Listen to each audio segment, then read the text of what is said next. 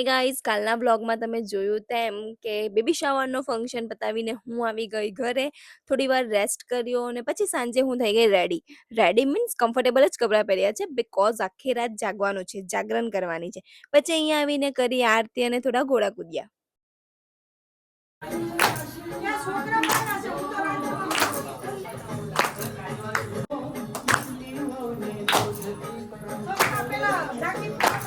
પછી અમે બધી છોકરીઓ બેસી ગઈ ફરાર કરવા માટે અને ફરારમાં છે સાબુદાણાના વડા, સાબુદાણાની ખીચડી, ફરારી ચેવડો. તો બધાએ જમી લીધો અને પછી અમને બધાને ગિફ્ટ્સ પણ મળ્યા.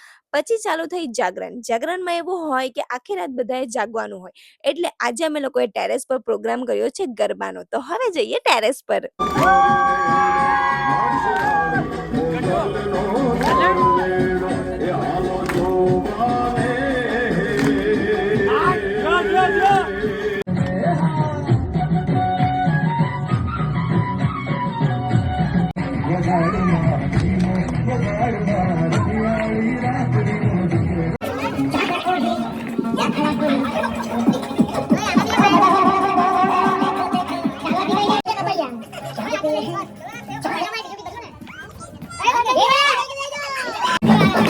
दाढ़ी पे जो हाथ फेरे सारी दुनिया मिले कांधे को उठा के चले करे न कोई पल्ले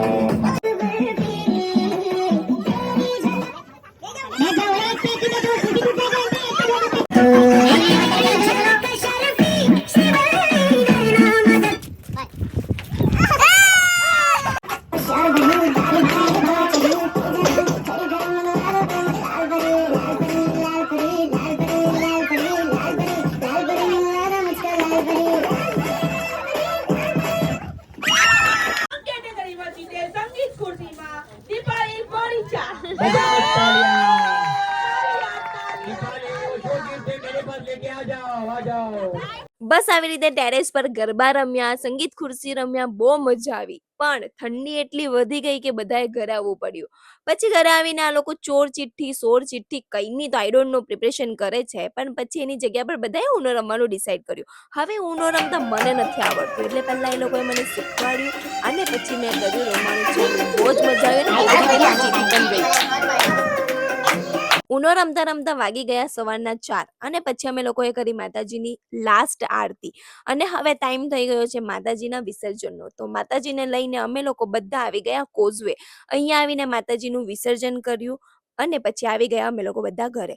સવારના વાગ્યા છે 5:30 અને હવે લિટરલી બહુ જ ઊંઘ આવે છે. તો હું તો જાઉં છું સુવા અને એની સાથે આજનો વ્લોગ આપણે અહીંયા જ પૂરો કરીએ.